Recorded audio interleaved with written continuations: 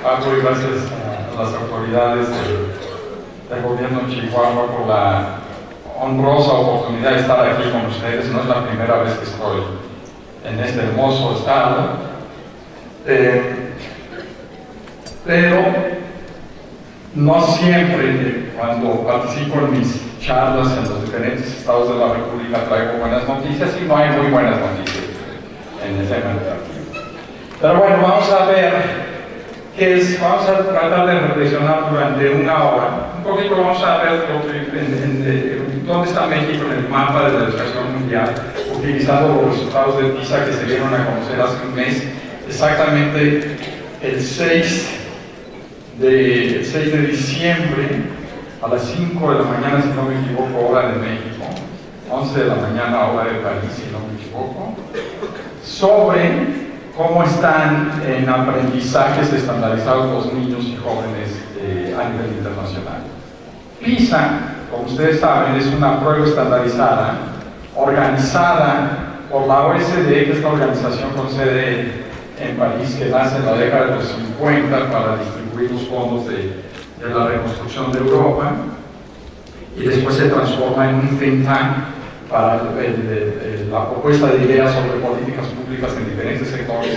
Uno de estos sectores es el educativo, y desde el año 2000 produce quizás el producto más popular de toda la OECD, que es este documento muy conocido y muy esperado, muy criticado por algunos, que recibe el nombre de las siglas en inglés del programa PISA, que es una evaluación de algunos conocimientos y habilidades de lo que se supone que jóvenes entre 15 y 16 años de edad deben de tener según los expertos a nivel internacional.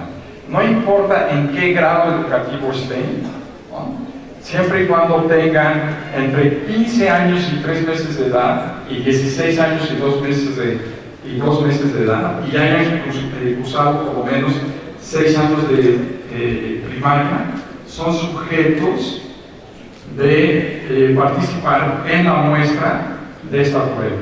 La prueba se aplica cada 3 años desde el año 2000, o sea, se aplicó en el 2000, 2003, 2006, 2009, 2012, 2015, y se va a volver a aplicar en el 2018.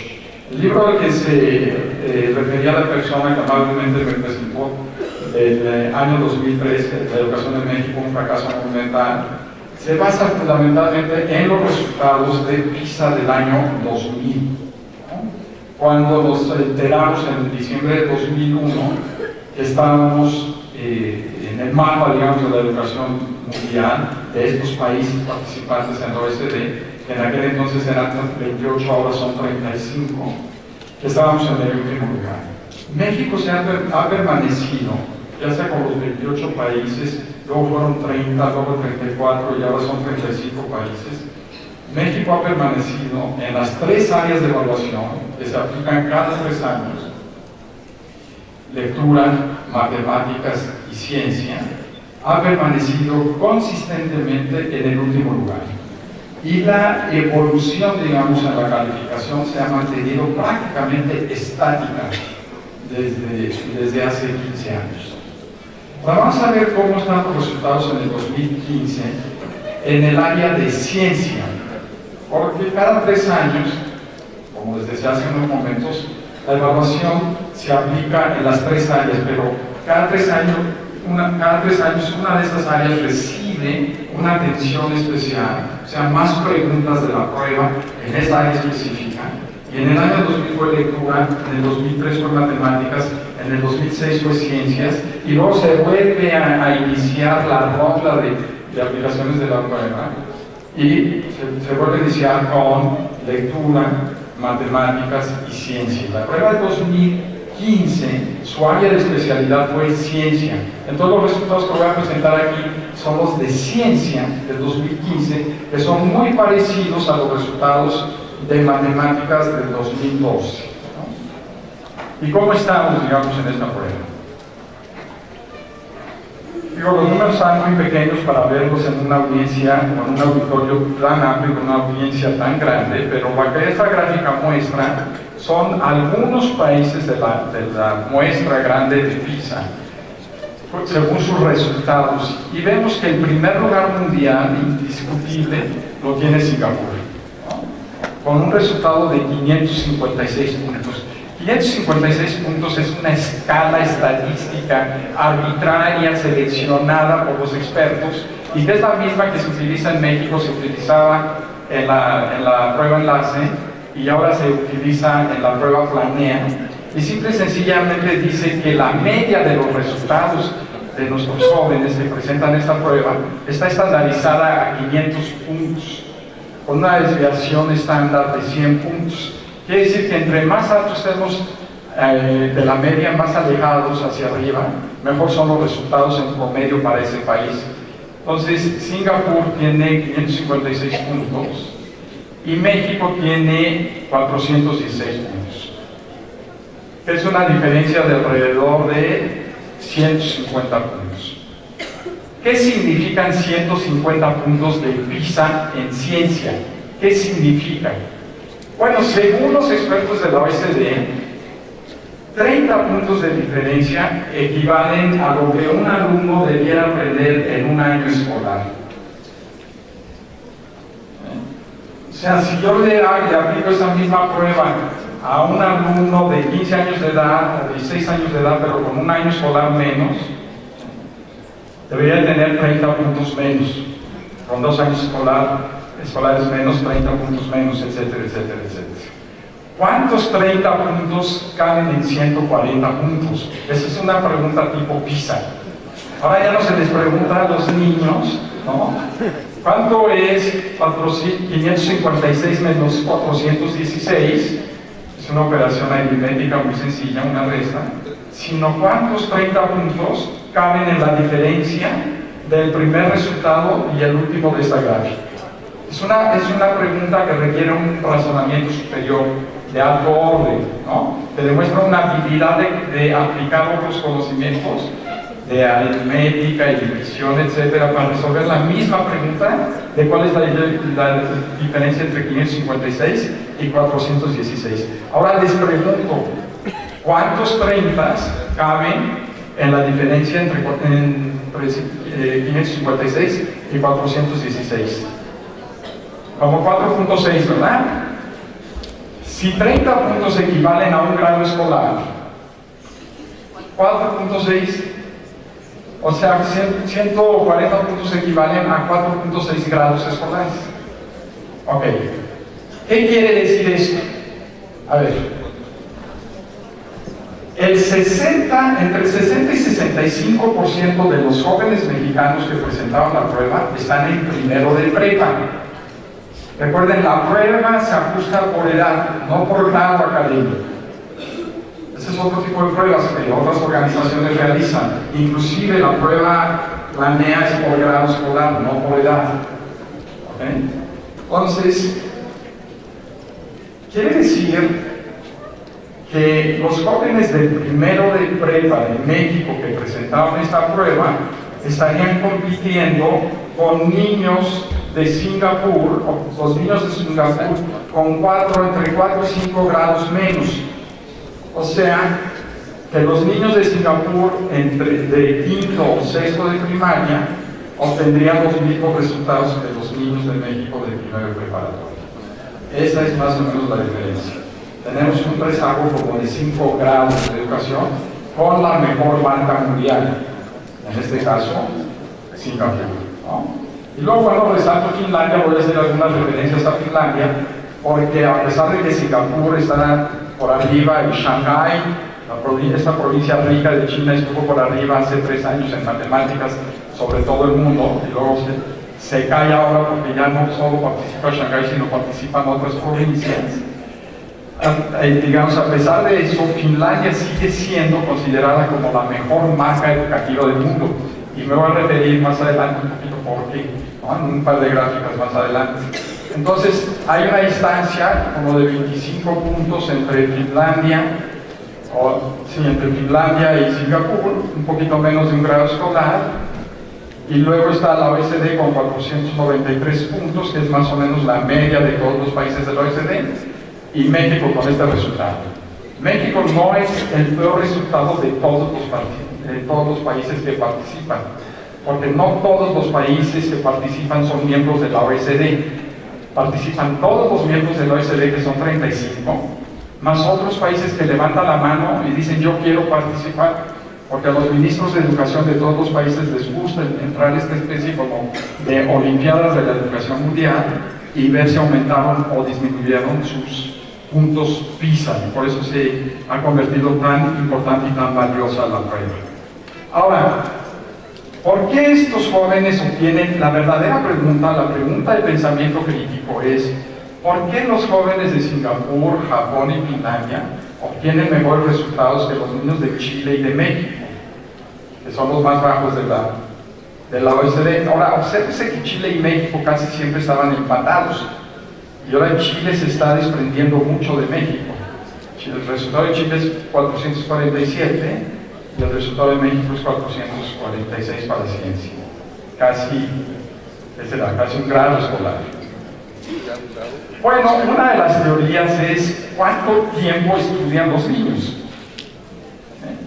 Porque bueno, si estudias mucho, quiere decir que vas a obtener mejores resultados en la prueba.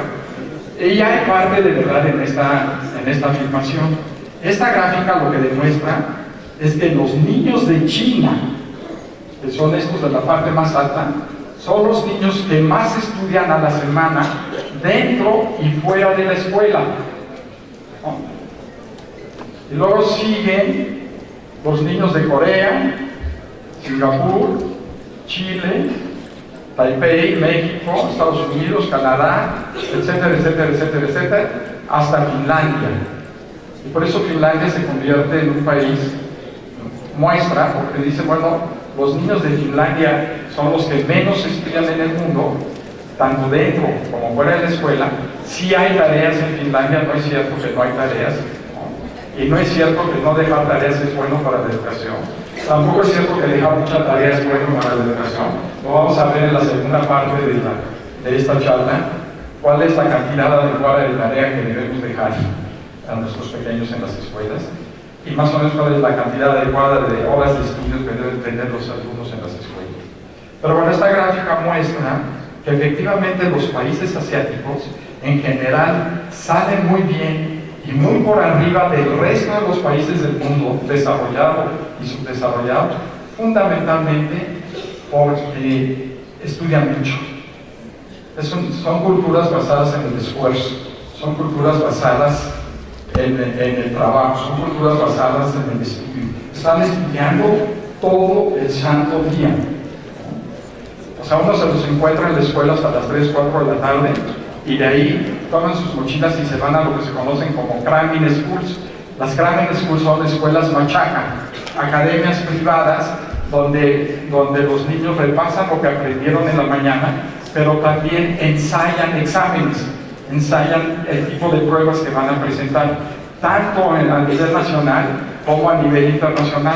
Estaba yo visitando Corea del Sur en noviembre de 2014, cuando iba yo del aeropuerto al hotel, y el taxista me dice, es un día especial en Corea.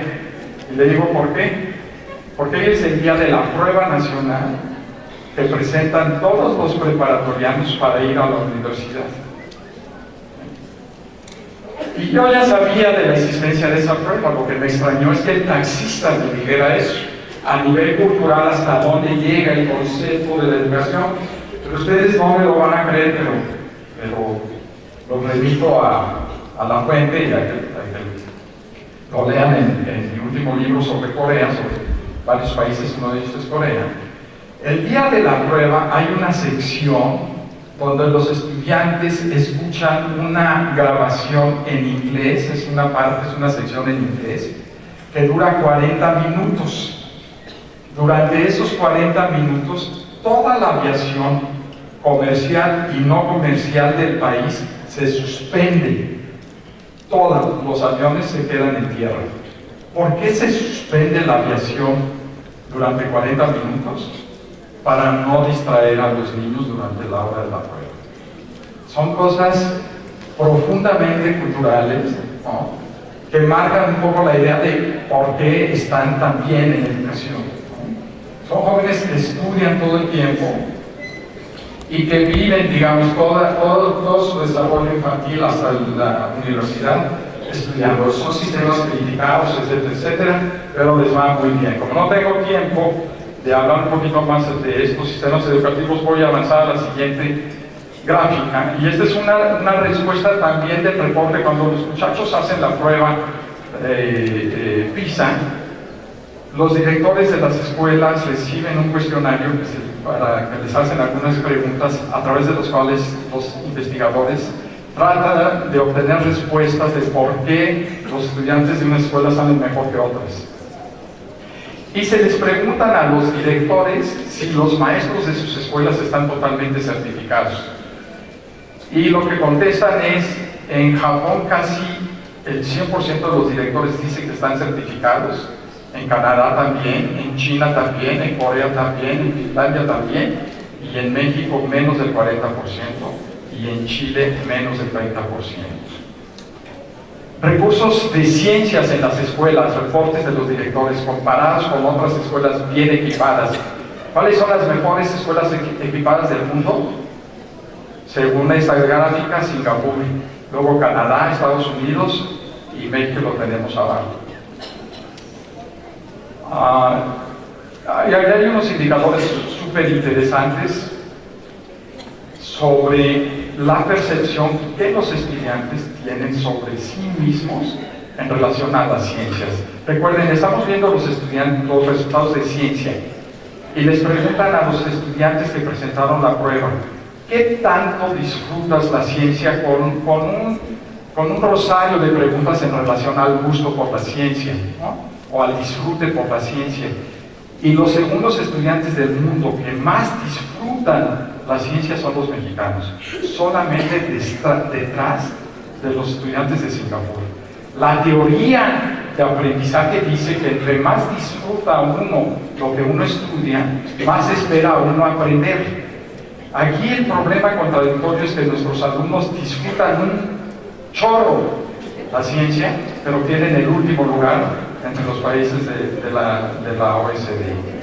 Y luego se les pregunta, o se observa, esta no es pregunta, esta es una observación directa, la tasa de resiliencia. Este es un indicador bien interesante. ¿Qué es resiliencia en educación interpretada por la OECD en esta gráfica? Resiliencia quiere decir el porcentaje de estudiantes que provienen de un nivel socioeconómico bajo, pero que obtienen mejores resultados de los que uno esperaría dado su nivel socioeconómico bajo. O sea, que de alguna manera vencen a las expectativas, ¿no? Vencen el destino, vencen la frase de que mi origen es mi destino, ¿no? Y bueno, aquí también observamos que tenemos una tasa de resiliencia muy baja comparada, por ejemplo, con los vietnamitas, o con los chinos de Macao, o con los japoneses, o los singapurenses, o los chinos en general, de la China continental, o los fineses, o los coreanos, o los canadienses. Esto quiere decir que son muy pocos los jóvenes mexicanos que provienen de niveles socioeconómicos bajos y que superan las expectativas de su origen. Este tipo de gráficas nos permite construir una hipótesis, nunca una certeza, una hipótesis de que la escuela no está cambiando, no está filtrando, digamos, el nivel de origen de los estudiantes, de que la escuela está perpetuando la pobreza porque no les permite superar su origen.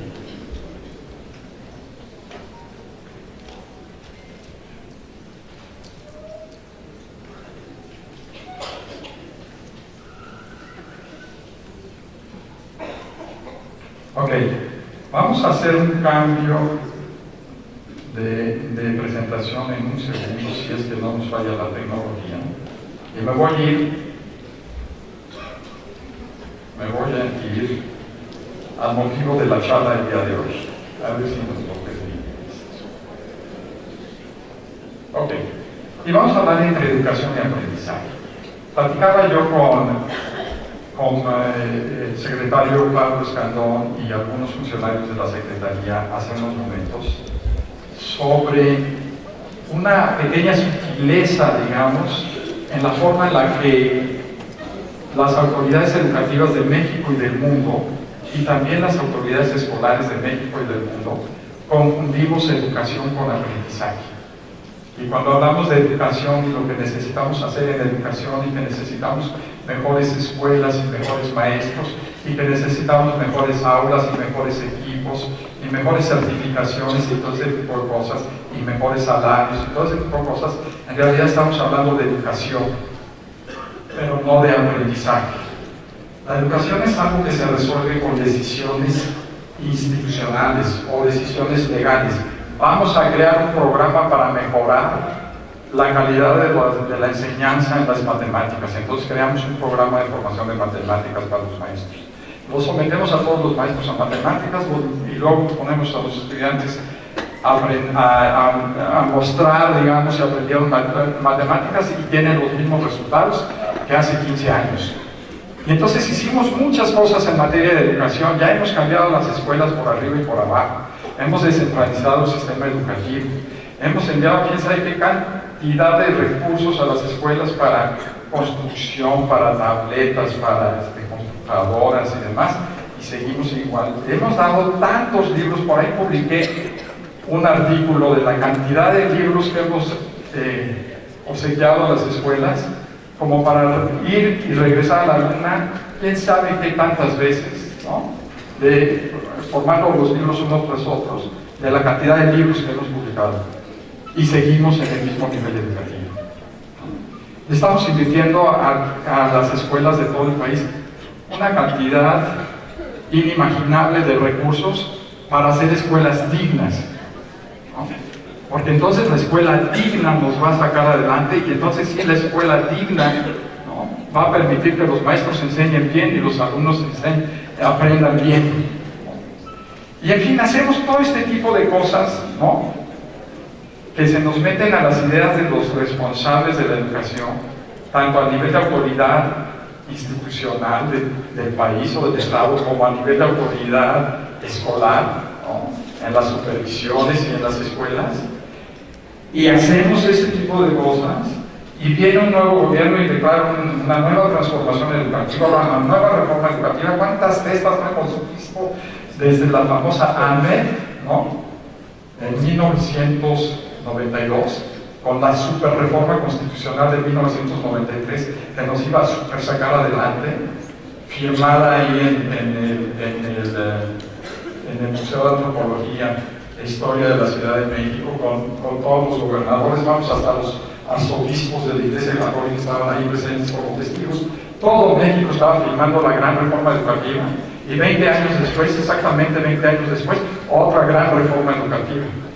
Y nos vamos a seguir así con reformas educativas, y lo que no estamos haciendo realmente es la reforma de aprendizaje. Y el cerebro no habla lenguaje de la educación, el cerebro habla el lenguaje del aprendizaje. Y es un poquito de lo que vamos a platicar en esta charla, en lo que queda, en la media hora que nos queda de esta charla. Entonces, para poder empezar a hablar del lenguaje de la educación, del lenguaje del aprendizaje, sería bueno que nos preguntáramos cómo llegan o cómo me dicen los maestros del siglo XXI que llegan los niños a las escuelas hoy, ¿no? Olvidamos un poquito de educación y vamos a esta meta de aprendizaje. ¿Y cómo llegan los niños a las escuelas? Pues dicen que llegan más aburridos, más cansados, más agresivos, más egoístas, menos interesados, menos concentrados y más malcriados, ¿no? Y bueno, aparentemente esto es cierto, aunque esto no significa que los cerebros de los niños cambiaron en su arquitectura neuronal. sino que son cambios sociológicos de la escuela. Lo que pasa es que hace 50 años, en la década de los 60, el porcentaje de escolaridad, fíjense bien este dato, en la década de los 60, cuando nuestros padres o algunos de nosotros íbamos al kinder, en la década de los 60,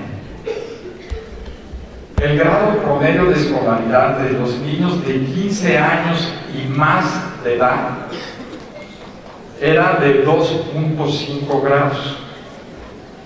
O sea que la población de 15 años y más de edad en esa década habían asistido a la escuela solamente 2 grados de primaria y la mitad de tercero de primaria. Eran muy poquitos los niños que iban a las escuelas y eran los hijos de las clases más acomodadas, tanto las clases profesionales como las clases socioeconómicas. Ahora el grado de escolaridad debe estar por arriba de 9 grados, o sea, toda la primaria y toda la secundaria. Quiere decir que ahora no son un poquito de niños, un grupo pequeño de niños, los más fáciles de enseñar y educar, que son los que vienen de los hijos de familias profesionales, que traen un mejor vocabulario de la casa, sino que ahora son todos los niños. Se democratizó la educación en el mundo, y en México también, de manera tardía, pero también se democratizó, y las aulas de repente se llenaron de todos los niños del país, y eso modificó la sociología de aula. Ese es un cambio muy importante sociológico. Y otro cambio muy importante es las familias están cambiando, se está reduciendo el número de miembros por familia. Mamá y papá ahora realizan ambos más actividades, están menos tiempo con los niños. Y tenemos un tercer cambio: el primero es sociológico, el segundo es familiar y el tercero es tecnológico. Los niños están participando de una nueva forma de comunicarse con el mundo, no solamente en la escuela, sino a través de las cositas los aparatos inteligentes.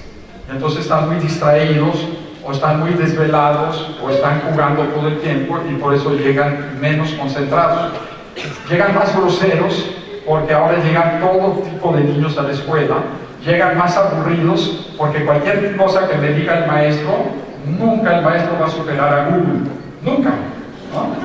Y entonces un niño muy fácilmente puede contradecir al maestro si el maestro trata de dar una clase de historia con base en hechos, ¿no? Y no en historias.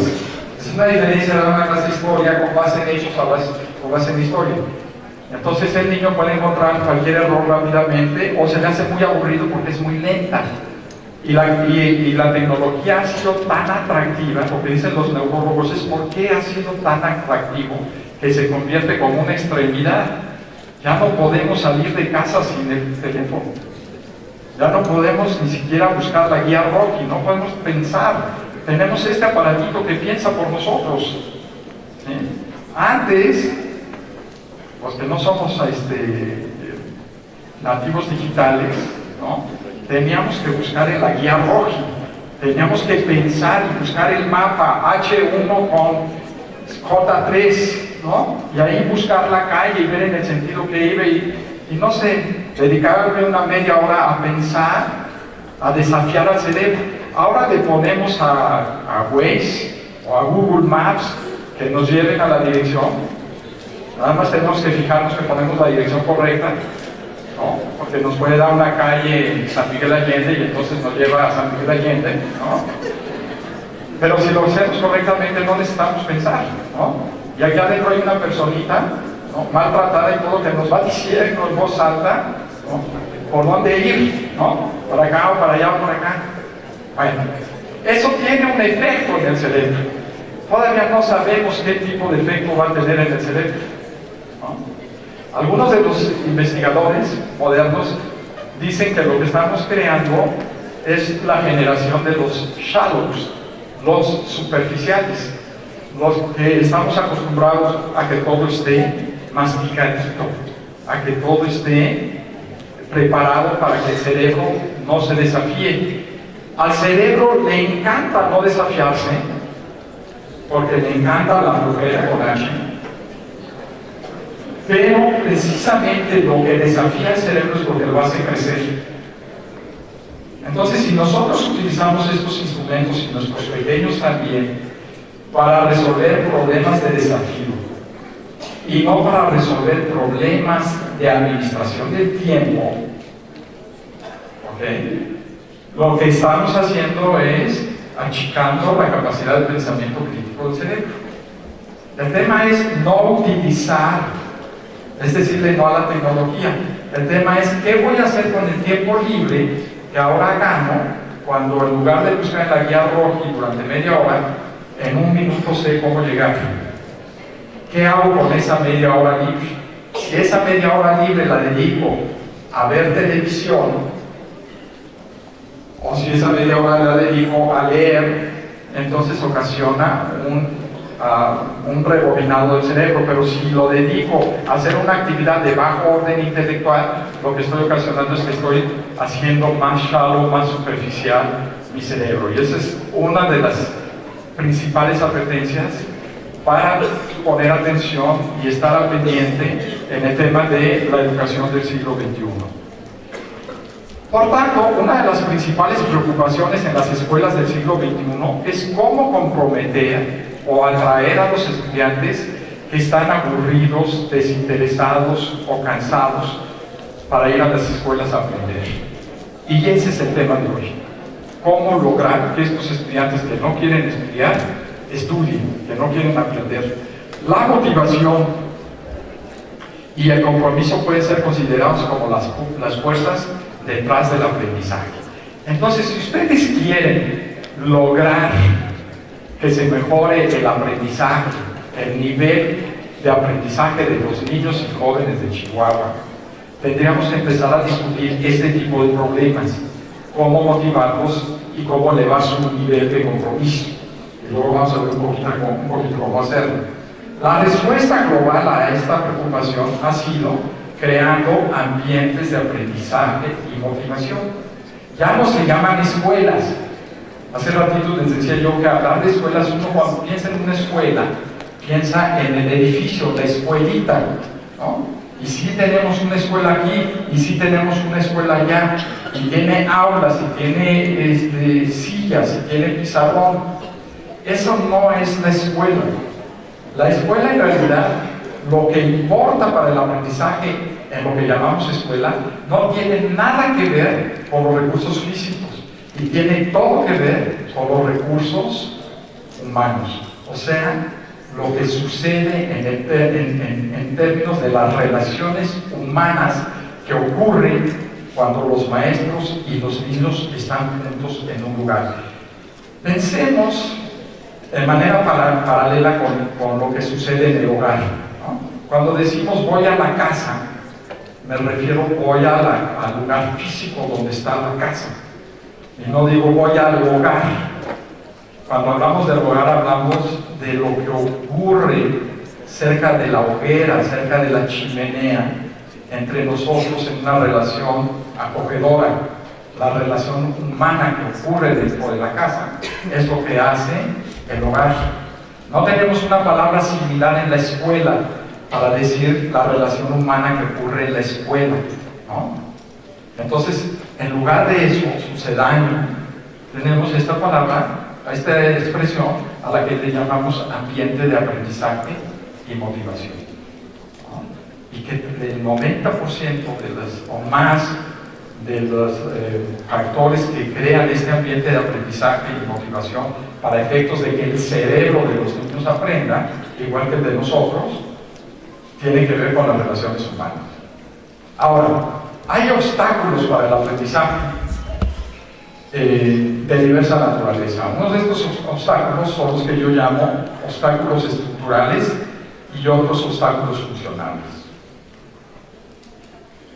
Vamos a empezar con los obstáculos estructurales, o sea, cosas que impiden que nuestros cerebros aprendan.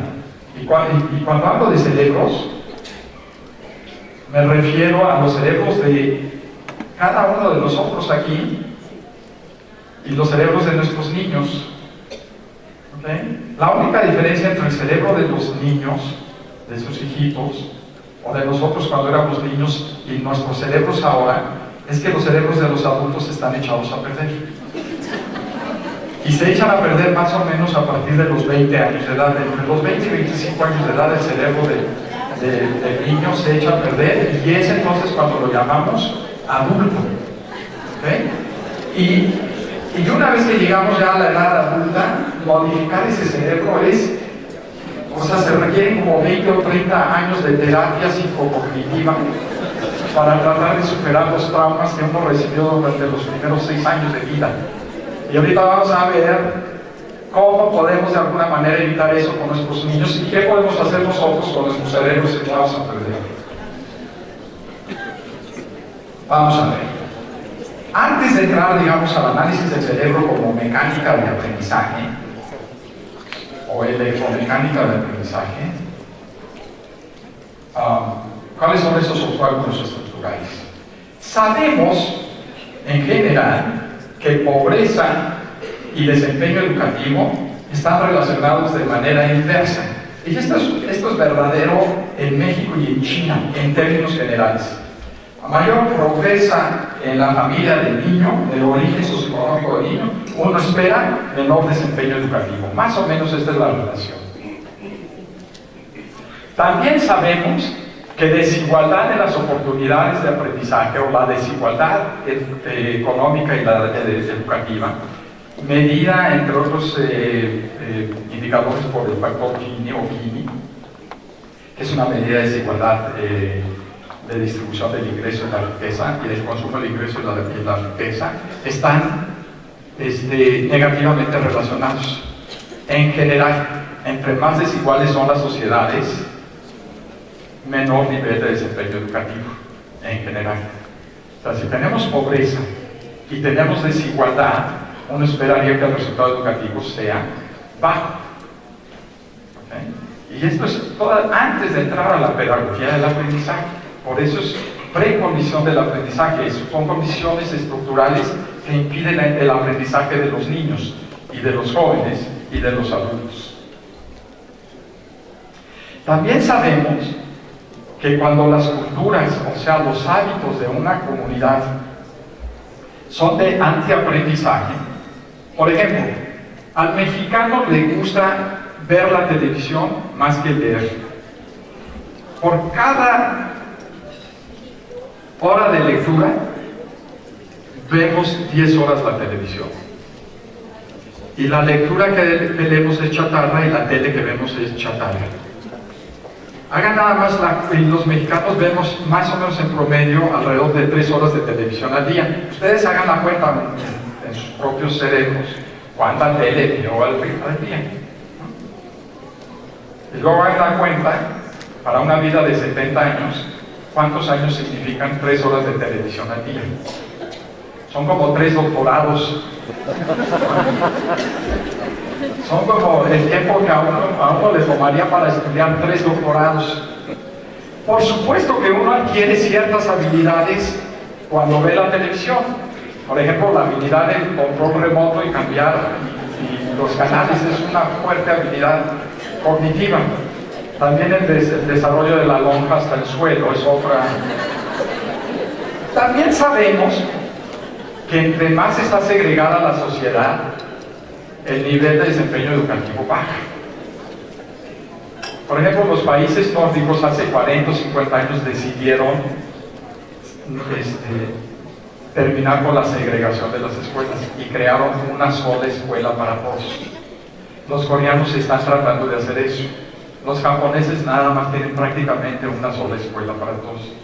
Las escuelas privadas en Suecia y en Finlandia existen. Son muy pocas las escuelas privadas que existen, pero no pueden cobrar colegiaturas. E inclusive hay escuelas privadas en Suecia conocidas como las escuelas Vitra, que no cobran colegiaturas y tienen fines de lucro. Entonces hay empresas que manejan ese tipo de escuelas y si tienen utilidades al final del año, las reparten entre sus accionistas. Pero en general, la mayor parte de estos países, la escuela privada, como la conocemos en México, no existe. ni en Finlandia, ni en Japón, ni en Corea, y la tendencia del mundo va hacia allá, hacia una sola misma escuela para todos, y no una escuela para ricos y una escuela para pobres, porque cuando tenemos sistemas educativos divididos y todos los niños pobres van a una misma escuela, crean lo que se conoce la cultura de la escuela, y la cultura de la escuela es la sumatoria de la cultura de las socioeconomías de las familias de donde provienen estos niños. Y si los niños ricos van a la misma escuela, crean la cultura de esta escuela de niños ricos. Y bueno, lo que sucede es que ampliamos la segregación y las escuelas se convierten entonces en fábricas de pobreza y fábricas de segregación. Y luego, también sabemos que una inadecuada atracción, formación, colocación de maestros y formación de servicio, tienen bajos resultados educativos. ¿Qué podemos hacer? Bueno, aquí les va lo que necesitamos hacer, sin modificar las escuelas para nada. Y si logramos esto, hacerlo en un año, al día siguiente estaremos tan arriba como está Finlandia y como está Japón. Quizás no como Singapur, porque ellos están muy, muy por arriba, pero estaremos, digamos, en el hit parade de los 10 mejores. Necesitamos reducir la pobreza, desigualdad y segregación. Esa no es tarea de la política educativa. Necesitamos reformar radicalmente el esquema de atracción, formación, colocación y actualización del maestro, y mejorar radicalmente la calidad de los servicios educativos. Dadas las funciones que estuvimos analizando hace ratito, y voy a tomar una nada más, la primera, pobreza contra desempeño, esta relación es dada para nosotros como sistema educativo. La única forma en la que podemos mejorar el desempeño, es decir, a este nivel de pobreza alto, con este nivel de desempeño, la única forma en la que podemos mover la función hacia la derecha, sin reducir la pobreza, porque eso no depende de nosotros, no en el corto plazo, depende de la economía en general y de la corrupción, por supuesto, es desplazando esta curva con una variable externa, no propia de la función. Y la única forma es aumentar la calidad de los servicios educativos. Obstáculos funcionales al aprendizaje o para el aprendizaje. Y aquí están errores de la política educativa y de la práctica pedagógica. Entonces los doy a ustedes para que lo consideren ahora que van a estar haciendo análisis detallado y que lo consideren con cuidado cuando planteen el tipo de programas que quieren realizar. Errores de la política educativa. Cuando la política educativa se concentra en el resultado, vamos a aumentar los puntos enlace, o los puntos planea, o los puntos PISA. Tendemos a pensar que más de algo es mejor. Y es lo que se conoce como el modelo lineal de la política educativa. Más horas de clase de matemáticas, más libros de texto, más capacitación a nuestros maestros en matemáticas, más computadoras a los niños, que sepan usar mejor las computadoras. Yo siempre les he dicho, todavía nosotros estamos pensando como en la era de las cavernas, ¿no? Estamos pensando que nuestros niños deben de usar bien Excel y deben de usar bien los programas y deben de usar bien PowerPoint, etc. Cuando en realidad lo que debiéramos estar pensando es crear mentes que puedan crear los programas que después usan los niños, ¿no? Eso es lo que debemos estar pensando en la formación de nuestros niños. No crear mentes que utilizan lo que otros niños están creando, sino crear mentes que crean en la raíz este tipo de programas. Bueno, y entonces pensamos que vamos a evaluar más a los maestros y eso nos va a mejorar el desempeño educativo. Vamos a aumentar tecnología en las escuelas, vamos a dar más horas de clase de matemáticas, español o ciencias, y vámonos a las escuelas de tiempo completo, jornada completa. No hay evidencia en el mundo de que las escuelas de jornada completa son mejores que las escuelas de jornada parcial. Y es muy fácil el razonamiento. Hay una variable intermedia ahí que es más importante que el número de horas que los niños y los maestros están en la escuela. Vamos, veamos. Si yo tengo a mis niños y a mis maestros en una escuela de baja calidad durante 4 horas, ¿qué va a suceder si los meto a esa misma escuela de baja calidad 8 horas? Van a salir peor. Y además se van a acabar odiando, ¿no? Entonces lo primero que yo tengo que resolver no es cuántas horas tengo a los niños en las escuelas, sino qué hago durante las horas que tengo a los niños en las escuelas para mejorar el funcionamiento del cerebro de los niños, porque puede ser completamente perverso. Suena muy bonito cuando sale un político y dice ahora todos nuestros niños van a estar todo el día encerrados en las escuelas. Pero cuando hacemos eso y decimos todo el día nuestros niños van a estar encerrados en nuestras escuelas, le estamos enviando un mensaje al cerebro, ¿no? Un mensaje de control a los pequeños cerebros de los niños y de los jóvenes, que ni siquiera esos cerebros ni siquiera saben que están en la escuela. Sus cerebros no saben que ustedes están aquí. Es la mente de ustedes la que sabe que están aquí. Y no es lo mismo cerebro que mente. El cerebro funciona de manera independiente. El cerebro es como una colonia de hormigas, ¿no? De 86.000 millones de hormigas, 86.000 millones de neuronas, más otro tanto de neuronas lineales que protegen a las conexiones de las otras 86.000 neuronas para que se hagan las sinapsis, ¿no? Pero las neuronas de esta parte del cerebro no saben lo que están haciendo las neuronas de esta parte del cerebro y no se ponen de acuerdo y tienen una reunión allá adentro y dicen vamos ahora a la conferencia del doctor Andere a las 10 de la mañana. Estas neuronas están haciendo un trabajo conjunto, independiente, genético, que produce de una manera que todavía no sabemos cómo, pero estamos tratando de detectar, produce lo que conocemos como pensamiento, ¿no? Que es un producto de la mente.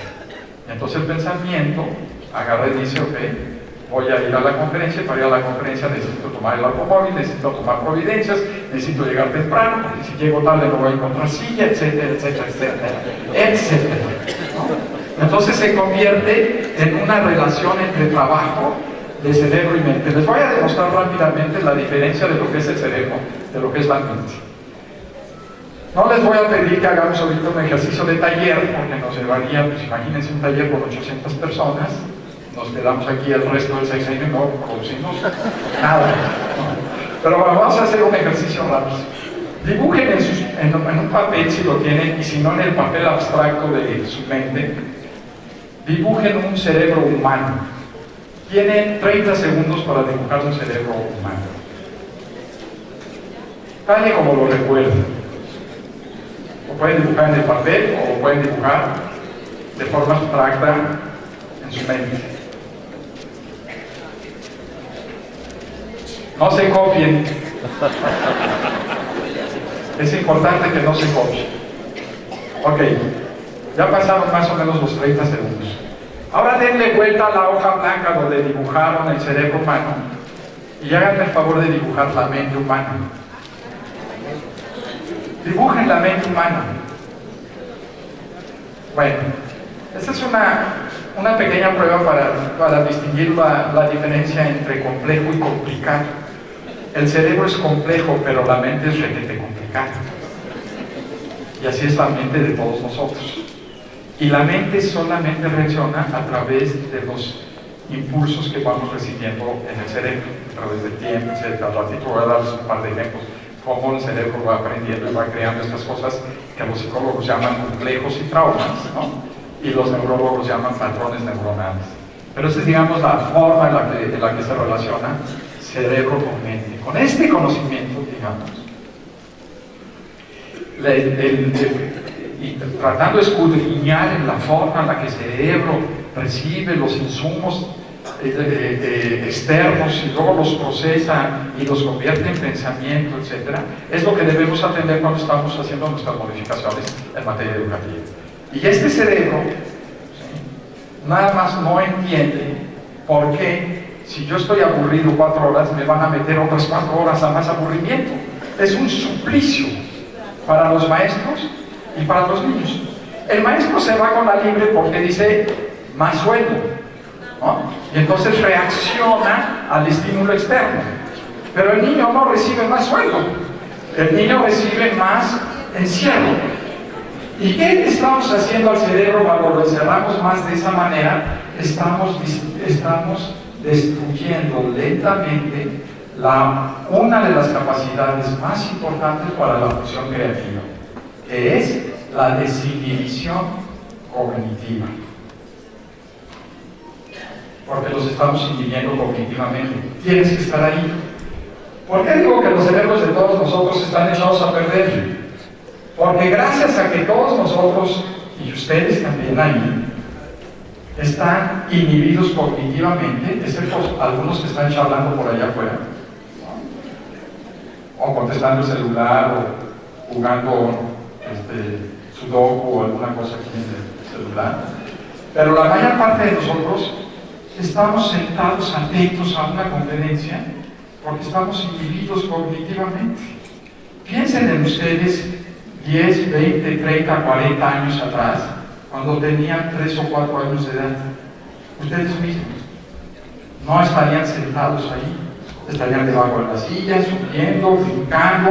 Lo que menos estarían haciendo es poner atención y estar quietos, comportándose. ¿Por qué? Porque esos cerebritos estaban desinhibidos cognitivamente. Entonces imagínense a estos cerebros que nacen desinhibidos cognitivamente, si los sometemos a un sistema educativo de no hagas esto, no hagas el otro, no levantes, no grites, no saltes, no.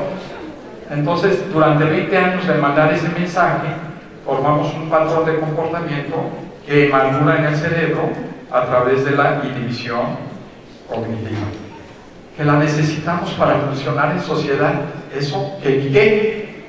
Pero también resulta que necesitamos desinhibición cognitiva para ser creativos. Entonces, ¿cuánto debemos enseñar inhibición cognitiva y cuánto debemos enseñar desinhibición cognitiva en las escuelas? Depende y continúan las siguientes gráficas. Entonces, cuando la política educativa se concentra en el resultado, más puntos PISA, más puntos enlace o planea, más puede ser menos, es el modelo no lineal. Por ejemplo, más evaluación educativa. Si yo me llevo la evaluación educativa a evaluarte todo el tiempo, pensemos en un aula, ¿no? Donde empieza en un aula de primaria empieza la sesión de clases de matemáticas y empieza el maestro y lo primero que hace es evaluar, y evaluar el siguiente día, y el tercer día evaluar, y evaluar hasta el extremo. No hay materia que evaluar, porque no hubo tiempo para enseñar, sino simple y sencillamente para evaluar. Entonces, más evaluación en estas condiciones significa menos desempeño. Más tecnología puede significar menos desempeño. El último informe de la OECD sobre los resultados de la inversión en tecnología en el mundo demuestra que los sistemas educativos que invirtieron más en tecnología obtuvieron menores resultados. Relación inversa, ¿no? Entre más inversión en tecnología y menos resultados. ¿Por qué? Porque ahora resulta, y fíjense, estos evaluaciones de los científicos que tratan de ver si es bueno que los estudiantes lleven sus laptops y sus tabletas al aula en una clase de matemáticas o de historia o lo que sea. Entonces ponen a un grupo con chavos que pueden llevar su tableta y su computadora, y otro grupo de control donde los chavos no llevan tabletas ni computadoras, y luego los evalúan sobre la misma materia. ¿Quiénes obtienen mejores resultados? Los que no llevaban la computadora. ¿Quiere decir que la computadora les ocasionó empobrecimiento cognitivo? No. Quiere decir que se distraen cuando están usando la computadora. Que entonces empiezan a hacer el famoso multitasking. Entonces empiezan a revisar una y otra y otra y otra y otra y otra cosa. Porque es imposible para nosotros, para todos nosotros, como animales que somos, ignorar una lucecita por ahí de recibir un correo nuevo o un flash ahí de esta noticia nueva. Es imposible que el cerebro resista este tipo de flashes o de mensajes porque nuestro cerebro, genética y evolutivamente está diseñado para responder ante las sorpresas, porque era nuestra forma de sobrevivir al ambiente, simplemente estar al pendiente de las cosas nuevas que se mueven, de las cosas diferentes. Un ruido fuerte nos llama la atención inmediatamente, y por eso nos gustan los fuegos artificiales y las luces, y el cerebro se sorprende con todo ese tipo de cosas, porque estamos acostumbrados a ese tipo de cosas. Entonces, no necesariamente más tecnología significa más aprendizaje. Respuesta de la política pública estratégica. Y este va al corazón de los programas de gobierno. Es una nueva forma de hacer programas de gobierno, no lineal. Es una gráfica muy sencilla. Es la matemática en la más simple expresión. Y yo le llamo política pública estratégica, y en Islandia, cuando estaba yo dando esta plática en noviembre pasado, me dijeron, vamos a llamarla política pública SMART, o política pública inteligente. Entonces dejo yo política pública estratégica o inteligente. En pedagogía no debe aplicarse una misma solución para todos. A ver, primero lo que tenemos que definir claramente como pedagogos, ¿okay? Acuérdense, cuando estamos hablando de aprendizaje, estamos hablando de pedagogía. Lo que tenemos que definir claramente cuál es el objetivo de la educación de nuestros niños. ¿Queremos que nuestros niños ganen o crezcan? ¿Queremos educar a nuestros niños para que le ganen a otros niños para que puedan conseguir una mejor chamba? ¿O queremos educar a nuestros niños para que crezcan ellos en sí? ¿Okay? Es algo que debemos determinar como sociedad y como escuela y como padres de familia. No es trivial, porque si nosotros educamos a nuestros niños para ganar o los educamos para crecer, lo que estamos haciendo es cambiar radicalmente la estructura neuronal del cerebro. Y tenemos más o menos 20 años para hacerlos de una manera o hacerlos de otra manera. No me va a dar tiempo de darles el modelo por completo de qué pasa con los niños cuando son educados para crecer o los niños que son educados para ganar. Pero su estructura neuronal cerebral se modifica radicalmente. Digamos en dicho pocas palabras, los niños son sometidos a un sistema educativo, llámese el sistema educativo de México, de Chihuahua o de la escuela, en donde su objetivo es ganar, sacar el mejor promedio de la zona. ¿Qué mensaje le estamos enviando a los cerebros de los niños cuando les decimos tienes que ganar? Que la única forma de que su cerebro pueda ganar es hacer perder a los demás. O sea, es un juego en realidad lo que estamos promoviendo es un juego de perdedores. Porque hay un ganador y 99% de perdedores. Entonces estamos creando una educación para perdedores, no para ganadores. Fíjense lo contrario, por eso es perverso. Y el problema es que entonces enseñamos a nuestros niños desde chiquitos, desde 1 año de edad o menos, a una lógica de competencia todo el tiempo. De ganar y ganar y ganar y competir. Tienes que ser el mejor, el más inteligente. Por cierto, es pésima idea elogiar a nuestros niños por la inteligencia. Al ratito se les puedo decir por qué, porque no me va a dar tiempo. Son tantos ejemplos los que se pueden utilizar. Pero bueno, ¿qué sucede con los niños? Cuando a un niño lo educamos para ganar y a otro niño lo educamos para crecer. El niño que educamos para crecer lo estamos educando desde muy pequeño, antes de que el cerebro se eche a perder después de 20 años de inhibición cognitiva. Desde muy pequeño lo estamos enseñando a motivarse por las razones correctas. Motivarse porque es bueno para tu vida, para tu desarrollo, para que aprendas a distinguir lo que realmente te gusta hacer, aquello que harías aunque no te pagara nada. Eso es lo que yo amo.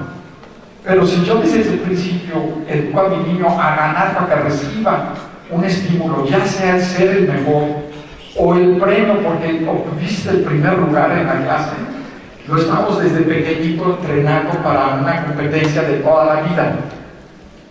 ¿Qué va a suceder en la vida 20 años después cuando estos niños lleguen a la vida adulta? Los dos van a salir a competir en el mundo de los cerebros echados a perder de todos nosotros. Eso es inevitable.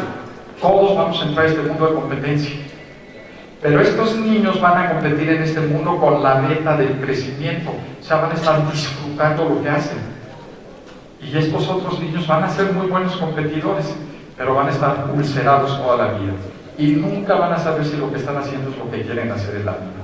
Y esa es la diferencia pedagógica entre educar para ganar o educar para crecer. Entonces, lo primero que nos tenemos que preguntar como pedagogos a nivel de gobierno, o pedagogos en la escuela, o pedagogos en el hogar, ¿qué quiero en términos del desarrollo de este pequeño cerebro? Un niño entrenado para crecer o para ganar. Y entonces, ahí puedo yo ir tomando decisiones de qué hago para evaluar, para qué hago en evaluación, en tecnología, en horas de clase, etcétera, y varía según lo que digo. Y errores en la práctica pedagógica. Por ejemplo, vamos a hacer más intervención pedagógica para estos niños de la escuela. Vamos a darles más horas de clase. Vamos a hacer consejos técnicos únicos. Vamos a hacer participación social.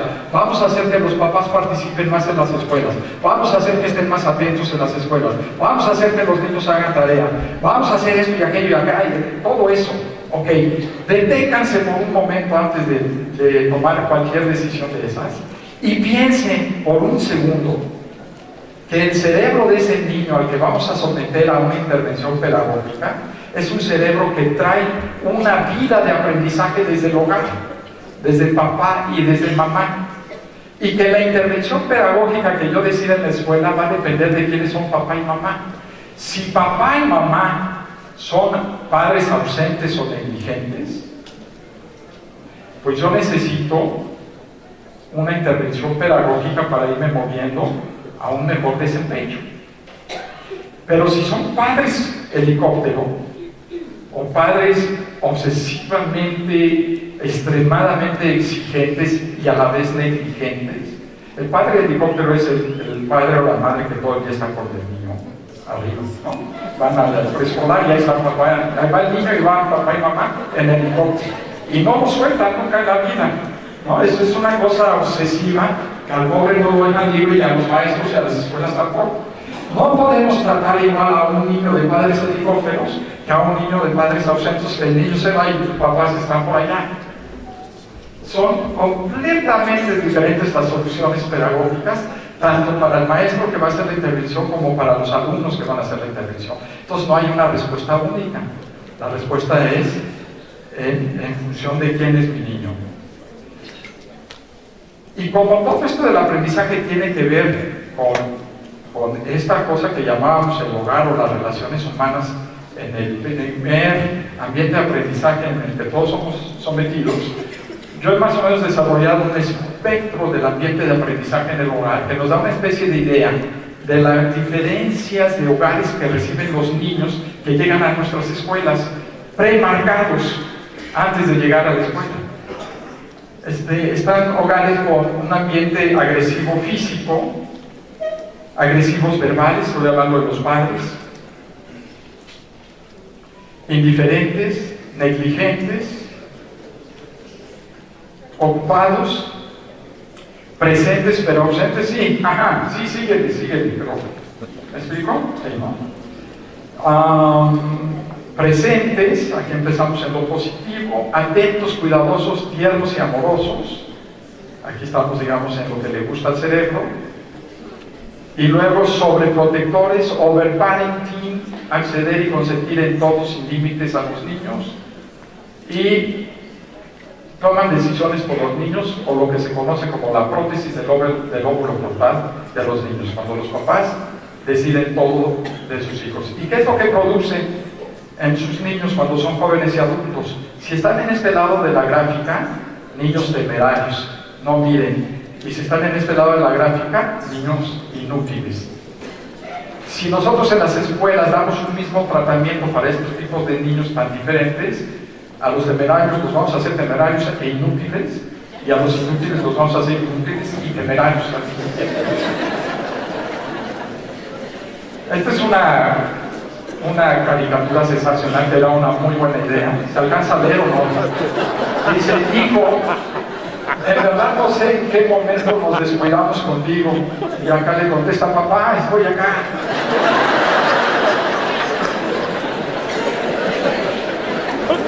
Si nosotros en el nivel de escuela no somos capaces de distinguir eso que está sucediendo en la vida del hogar, podremos decir misa que los ángeles del cielo no van a bajar y nos van a convertir a la escuela en el recurso pedagógico que necesitamos.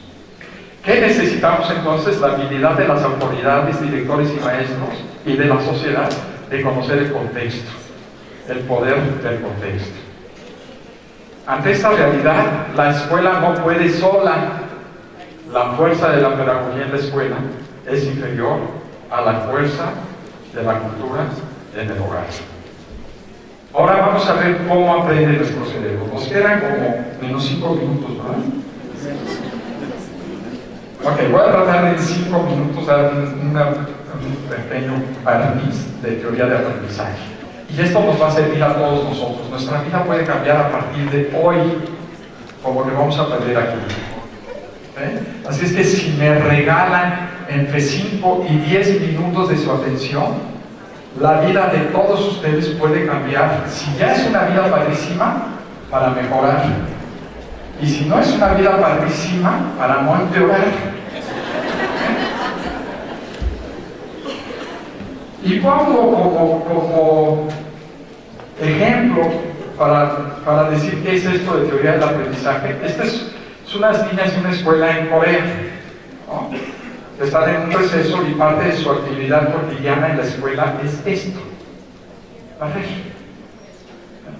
Ustedes van a las escuelas en Corea, todos los niños desde preescolar hasta la escuela preparatoria tienen un trapito blanco o de colores en su pupitre y con ese trapito limpian la zona, cada uno de ellos de su pupitre, y las escuelas son impresionantemente limpias. Yo solamente me he encontrado una escuela que me llamó tanta la atención del nivel de desorden, suciedad y basura, que de plano le dije al director, esta es la única escuela de más de 300 escuelas que he visitado en el mundo, que está en estas condiciones. Y era una escuela en México. No voy a decir ni en qué entidad, ni de qué tipo de escuela, ni nada. Pero era literalmente vergonzoso. Y el director me dijo, nosotros hacíamos que los niños limpiáramos, o sea, los invitábamos como parte de las labores pedagógicas. La pedagogía no empieza en el aula, acuérdense, la pedagogía es permanente, el cerebro aprende de manera continua, no deja de aprender nunca. El cerebro de los niños no sabe que está yendo a la escuela, esa es la mente, que es diferente. ¿Sí? Pero para que la mente sepa algo necesita pasar por el procesador que llamamos cerebro. Y entonces me dijo, lo que sucede es que el niño se quejó con sus papás, los papás fueron a la Comisión de Derechos Humanos y la Comisión de Derechos Humanos nos dijo, los niños no tienen que ir a las escuelas a limpiar, había que mandar a los comisionados de Derechos Humanos a la escuela para que entendieran que esta es una función extraordinariamente importante del aprendizaje.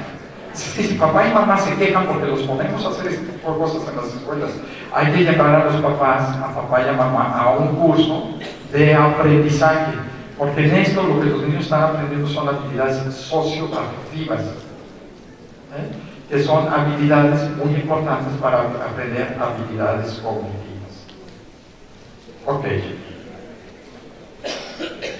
¿Cómo aprendemos? Bueno, aprendemos por la interacción del cerebro, todo esto que nosotros tenemos aquí, y que no depende de nosotros. ¿De qué depende? De nuestra genética. Y la genética depende de nuestros padres. Así es que si no tengo un buen cerebro, pues le podemos ir a echar la culpa a nuestros padres. Y cuando yo llegue con nuestros padres, a mis padres, y les diga, tengo una capacidad intelectual limitada, me van a decir, quéjate con tus abuelos, ¿no? Bueno, esto es dado para todos nosotros, más o menos tenemos más o menos la misma capacidad intelectual, nuestro promedio de IQ aquí lo estandarizaríamos, sería 100, y nos moveríamos entre 100 y 120 más o menos. Algunos un poquito menos, algunos un poquito más, pero por ahí andaríamos todos. Este cerebro, ¿no?, interactúa con algo que llamamos medio ambiente. Es el concepto del poder del ambiente. Y es la relación de la genética natural de este cerebro con lo que sucede en el hogar, la escuela y la persona, el hogar, escuela, calle y la persona. lo que conocemos como crianza, lo que produce el aprendizaje.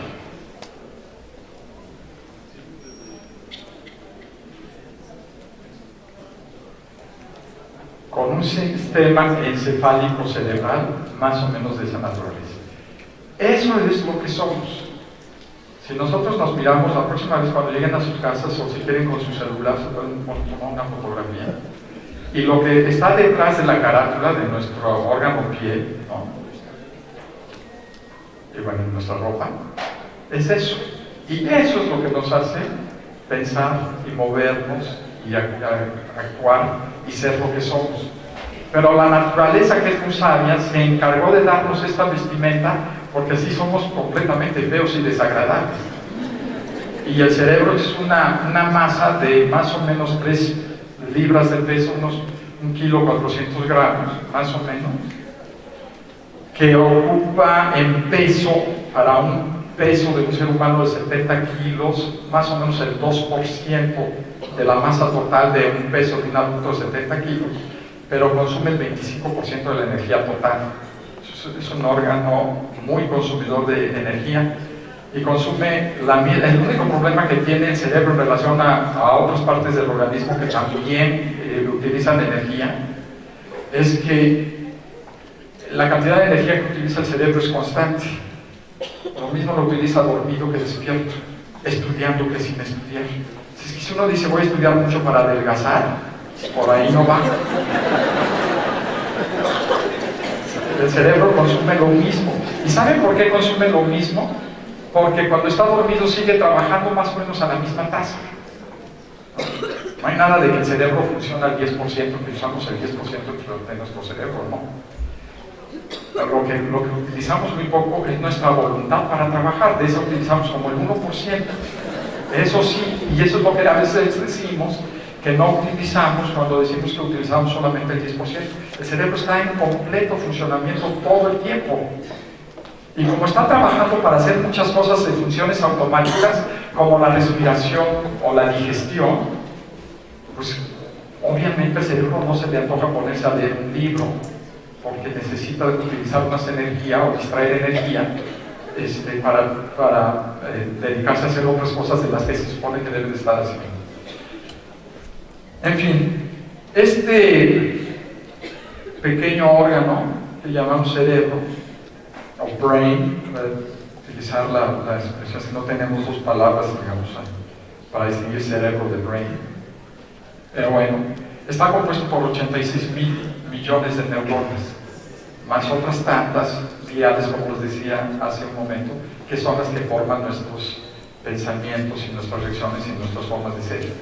Y de lo que sabemos es que este cerebro, en su forma más nativa, en su forma primitiva, en sus primeros años de vida, cuando está aprendiendo, hemos logrado detectar que las neuronas emocionales, las neuronas que producen lo que llamamos afecciones o sentimientos, con las neuronas que producen conocimientos, lo que es 2 más 2 es igual a 4, cuando se destapan juntas, se quedan pegadas durante toda la vida y crean lo que se conoce como patrón neuronal. Les voy a dar un ejemplo muy sencillo para eso, me quedan como 5 minutos, ¿no? Un ejemplo muy rápido. Vamos a suponer, ¿cuántos de ustedes son mamás y papás aquí? Bueno, como un 60%. ¿No? Lo menos mamás y papás conocidos. Ahora, vamos a ver. Cuando estamos educando a nuestros pequeñitos, ¿no? Aquí hay unos ejercicios bien interesantes que tampoco me va a dar tiempo mostrarles, pero bueno, cuando estamos educando a nuestros pequeñitos y empiezan más o menos a gatear a los 11 meses, 10, 11 meses empiezan a gatear y empiezan medio a anunciar y ya tienen una interacción activa con mamá o con papá. Y mamá o papá están en el hogar, vamos a poner a mamá como ejemplo. Y mamá está trabajando, está leyendo, está produciendo un artículo, está revisando unas notas, está realizando contabilidad o está haciendo una labor de hogar o lo que sea. Y el bebé está gateando alrededor de la mamá en la sala, en el comedor, no en la cocina, por favor, en la sala, en el comedor, desea darle carne. Y está gateando, mi mamá está ocupada leyendo, pero está con un ojo al gato y otro al garabato, ¿no? Y entonces, el bebé que responde ante el movimiento, por lo mismo que les decía antes, de cómo el cerebro responde ante algo nuevo, luego se interesa por algo diferente. Entonces el bebé está gateando y de repente ve que algo raro, pero muy interesante y grande, se está moviendo en una esquina del cuarto donde está. Y se está moviendo. Y de repente el bebé corre hacia esa cosa que se está moviendo porque está muy interesante, ¿no? Y mamá, que está con el ojo al gato y al garabato, de repente ve que eso es una araña tipo tarántula, ¿no? Y entonces agarra y le pega un grito: ¡Sebastián, no! ¡Es una araña! El pobre niño le entra luego la emoción por el grito de la mamá, neurona emocional, y la parte cognitiva. Esa cosa rara se llama araña. Y entonces la araña con el miedo se juntan y se quedan para toda la vida. Si ustedes le tienen miedo a las arañas, a las ratas, a todos esos insectos, a las avispas y demás, algo así sucedió en su vida. Y se quedaron esas neuronas pegadas para siempre. Y no las van a poder despegar. Necesitan hacer un trabajo cognitivo, casi estudiar 3 carreras de biología y 2 doctorados para entender cómo quitarle el miedo, algo así como terapia cognitiva de 10 años. Pero si no, se nos queda para toda la vida. Y esa es la forma, digamos, en la que la relación cognitiva con la socioafectiva se queda pegada para siempre. Y eso, en un ejemplo tan sencillo como eso, si lo llevamos al resto de todo el proceso de aprendizaje de ese cerebro natural, primitivo del bebé, bueno, de ahí es donde se desarrollan todas las concepciones y preconcepciones y los traumas y los complejos con los que crecemos los adultos, y que son simples, sencillamente, conexiones neuronales. Y es la forma en la que aprendemos. ¿Y cómo aprendemos? Bueno, es ese cerebro con la interacción humana, mamá con su bebito, en un espacio físico, siempre con valores, reglas o principios, que es la cultura del hogar o de la escuela o de la sociedad. De manera formal, cuando vamos a la escuela a estudiar, siéntense niños, o de manera informal, en el hogar o en la calle. Y lo que produce finalmente es esta especie como de representación cognitiva de lo que son las habilidades del cerebro. Son nuestros cerebros, desde el hombre cromañón, desde hace 40.000 años hasta ahorita, funcionan así. Nada más que el hombre cromañón no tenía la habilidad para dibujarlo de esta manera, pero su cerebro funcionaba así, con habilidades cognitivas, que son estas habilidades que nos permiten saber las cosas. ¿Y cómo sé las cosas? Cuando pongo atención, cuando las repito, o sea, cuando estudio, cuando hago práctica sobre esas cosas, pero tiene sentido la práctica que estoy haciendo. Porque si hago una práctica muchas veces y no tiene sentido, no tiene significado para mi vida, se me olvida. ¿A cuántos de nosotros no se nos olvida lo que aprendimos cuando aprendimos a manejar, pero se nos olvida dónde dejamos las llaves? Y lo tenemos que hacer tantas veces uno como el otro, porque uno tiene mucha significancia. Si no manejamos bien, nos puede costar la vida. Y si perdimos las llaves, es muy sencillo: niños, busquen las llaves, ¿no? Y se acabó el problema. Entonces no solo es la repetición, es la repetición con una significancia. Y luego, bueno, vienen las habilidades metacognitivas, de donde salen todas estas propuestas de la psicología, la pedagogía para la evaluación. Que quiere decir, si tú piensas sobre lo que estás haciendo, muy probablemente vas a pegar más tiempo en el largo plazo lo que aprendiste en el corto plazo. Los seres humanos tenemos una capacidad muy corta de guardar en la memoria corta nueva información, entre 4 y 5 dígitos. Yo no me va a dar tiempo a hacer el ejercicio, pero podríamos hacer aquí un ejercicio para saber a cuántos dígitos llegan ustedes como comunidad. Y no me van a llegar a más de 4 o 5 dígitos. Por eso nos quejamos tanto en México y en la Ciudad de México cuando nos aumentaron la marcación de 7 a 8 dígitos. Porque lo más que podemos llegar haciendo un esfuerzo de memoria corta para llevarlo a la memoria larga son 7 dígitos, 8 dígitos es muy difícil de recordar. Y luego, las habilidades no cognitivas que tienen que ver con las emociones, el manejo de las emociones y las relaciones. Y finalmente, la función ejecutiva, se siente en la parte más frontal del cerebro, y que la llamamos, de la corteza cerebral, le llamamos función ejecutiva, porque es la que más tarde logra madurar o desarrollarse, porque requiere 20 años de inhibición cognitiva. Es el gran inhibidor, es el que nos permite tomar decisiones aburridas de adulto, porque ya el adulto sabe el costo de sus acciones y no arriesga. Es el gran planeador, el gran orquestador, y esta función ejecutiva es la que permite tomar decisiones sobre si puedo atravesar la calle o no la puedo atravesar. Si mi hijito de 3 años de edad, 2 o 4 años de edad quiere atravesar la calle, pues no voy a ensayar con él desinhibición cognitiva y dejarlo a que pruebe, ¿no? Lo tengo que agarrar de la mano y forzarlo a que no lo haga. ¿De acuerdo? A través del tiempo él va a aprender que ese tipo de cosas no las debe hacer. Esto es para toda la vida. ¿Cuándo alcanza la función ejecutiva esa madurez? Alrededor de los 20 años de edad. Unos nunca la alcanzamos, ¿no? Y entonces no sabemos tomar decisiones. Pero, ¿qué hace la función ejecutiva? Esta función ejecutiva del cerebro lo que hace es que toma todos los otros elementos o todas nuestras habilidades que tenemos por aquí colocadas en el cerebro, las cognitivas, las no cognitivas y las emocionales, o las metacognitivas y las emocionales, y toma una decisión. El famoso ejemplo que siempre doy es cuando estoy por escoger o me como una ensalada de lechuga o un pastel de chocolate con helado de chocolate y crema chantilly. Y entonces el cerebro automáticamente está haciendo cálculos rápidos.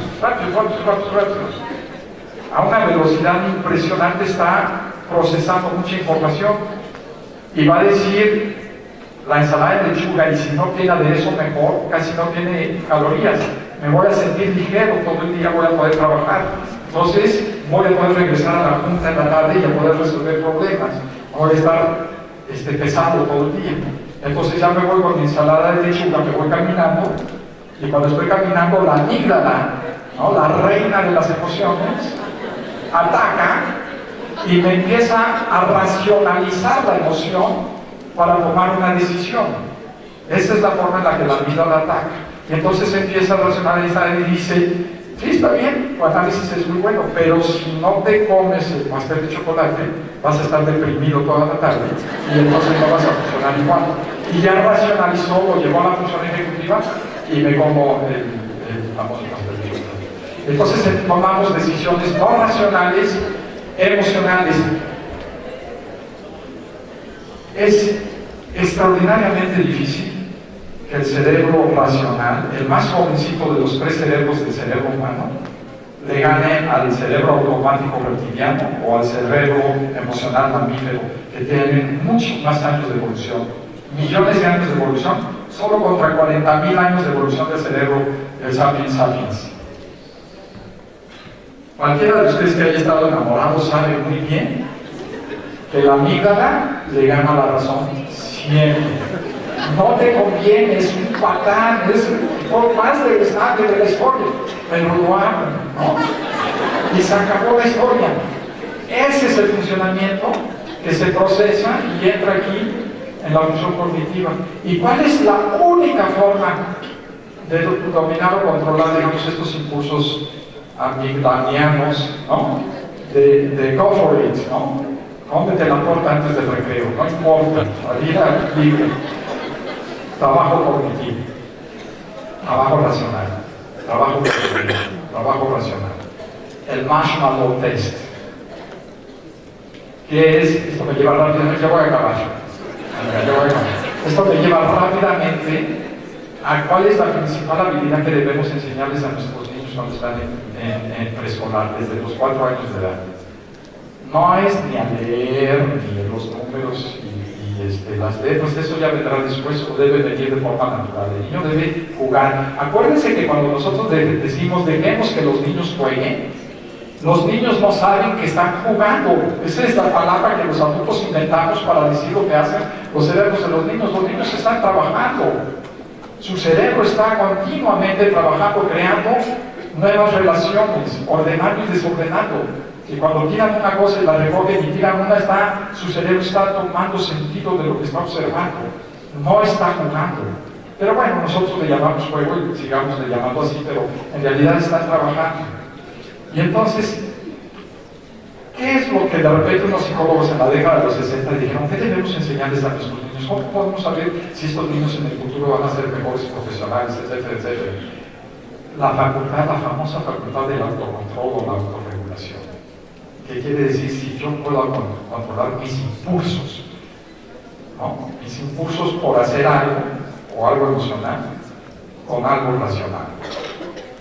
Y entonces los psicólogos colocan una prueba que le llaman el marshmallow test, la prueba del bombón, en donde sientan a unos pequeños de 4 años de edad y les ponen unas galletas enfrente, una galleta.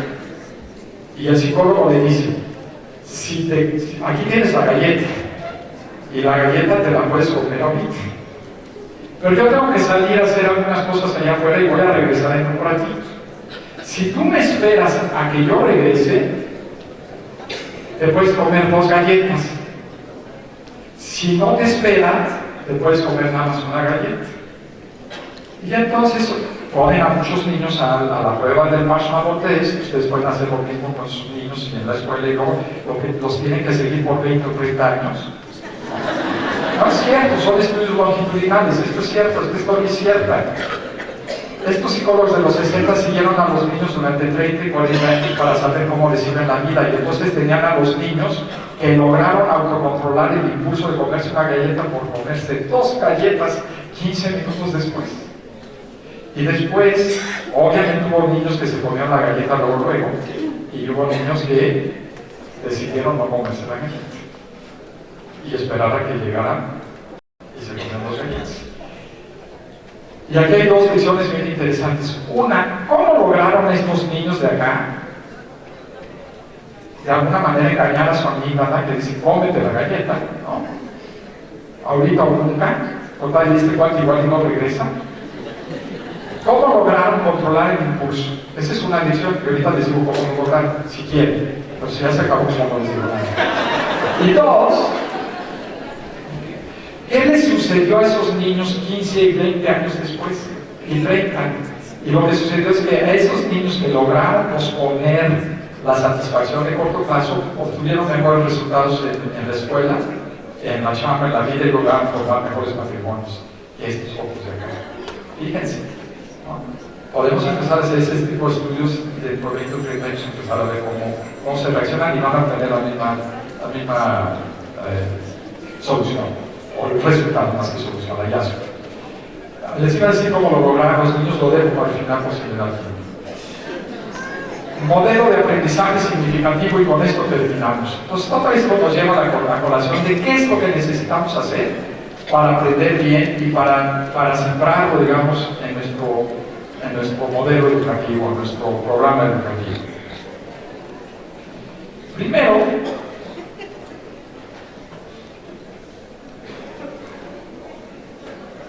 ¿te puedes dar a la chica de ahí? Ya. Motivación y compromiso. ¿Se acuerdan que empezamos con los ambientes de motivación y de compromiso? Necesitamos una charla nueva sobre pura motivación y compromiso. Pero bueno, trabajar con motivación y compromiso es, ¿educo a mi niño para crecer o para competir? Si educo a mi niño para crecer, lo estoy educando con motivación intrínseca. Haz las cosas porque te conviene. Si lo educo para competir, es haz las cosas porque ganas. Una vez que el niño está motivado,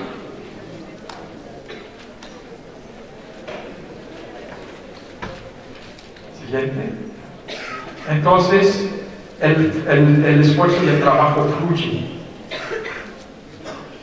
Yo le puedo pagar al niño, te doy un triciclo si te va bien en el preescolar, pero el cerebro es facilísimamente seducido por regalos. Pero el problema es que va a querer un regalo mayor para hacer algo mejor. Entonces, si ustedes le dan a un niño un triciclo en preescolar, deben de estar listos para darles una bicicleta en primaria y una motocicleta en secundaria, y si sobrevive la motocicleta, un automóvil en la preparatoria, ¿no? Siguiente. Entonces, esto es lo que necesitamos por el lado, digamos, de las habilidades socioemotivas, y esto es lo que necesitamos por el lado de la organización del estudio, la metacognición, atención, apertura, pedagogía positiva, evaluación formativa, etc. Siguiente. Que nos produce el método y la pedagogía ad hoc. No la pedagogía, sino la pedagogía ad hoc. A qué tipo de niño tengo y qué tipo de sociología de aula tengo en la escuela. Que no se puede transferir a todas las pedagogías de los niños y de las aulas. Eso siguiente, con un propósito de ganar o de crecer, volvemos a lo mismo, me produce, siguiente,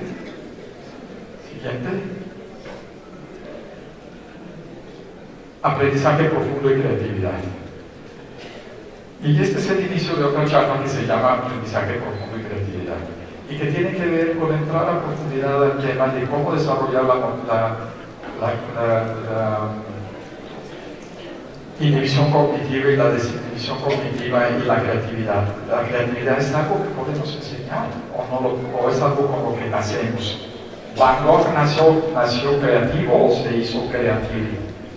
Picasso, ¿no? Los Beatles, Steve Jobs, que podemos aprender de todo eso para tratar de llevarlo clásicas, muy sencillas, muy profundas, que podemos hacer nosotros como adultos. Es ver si nuestro cerebro es secuestrador de nuestra mente. O sea, si nuestro cerebro, derivado de nuestros patrones históricos, nos dicta cómo actuamos, o si nosotros podemos tomar el asiento del piloto y cambiar del automático a manual, y entonces tratar de rebobinar. Nos va a costar mucho trabajo, pero tratar de rebobinar un poquito cómo mandarle nuevos insumos al cerebro. Yo soy de la idea de que no podemos cambiar al país, probablemente no podemos cambiar a mi estado, pero que puedo cambiar mi escuela, mi aula, mi hogar. Eso que dije, porque eso depende, no ni de las autoridades, ni de los sindicatos, ni de los hijos, ni de las computadoras, depende de una actitud de relación humana. Y con esta reflexión quisiera dejarlos aquí, y luego en corto, si quieren, les digo qué hicieron los niños para evitar comerse la galleta en un minuto en lugar de posponerlo. Muchísimas gracias.